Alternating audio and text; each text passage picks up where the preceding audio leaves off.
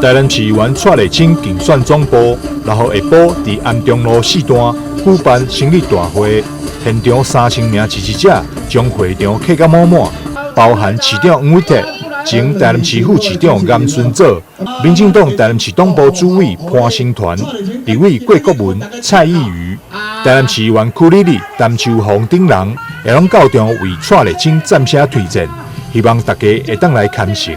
蔡丽青担任咱的台南市党部镇长，替咱民进党、替咱台湾、替台南做这样的工作。你看迄个立委的补选的时阵，蔡丽青去到电视哦，一个人站过来安尼实在是真用心。后壁也把红过过了有要紧无要紧哦。安尼无起诉尔，好佳哉。若无你就真正危险所以呢，真正会替咱党员努力嘛咱安南区在地处地。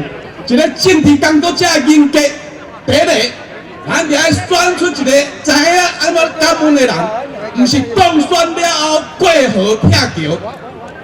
参像这款的内亲，若当选了后，伊一天会当2天用，无分日甲暝，一直拼来回馈咱遮的市民新时代。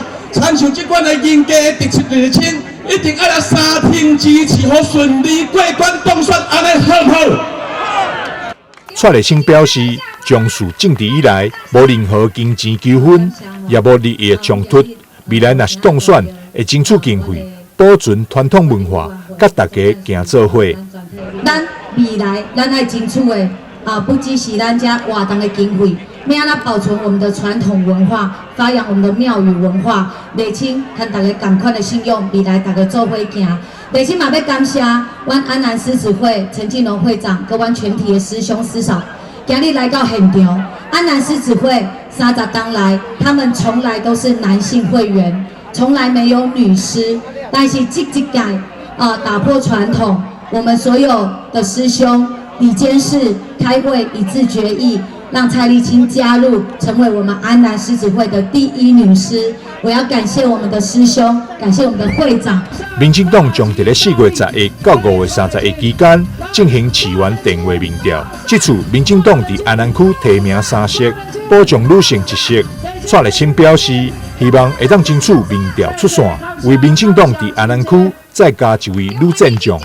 台南新闻张秀伟采访报道。感谢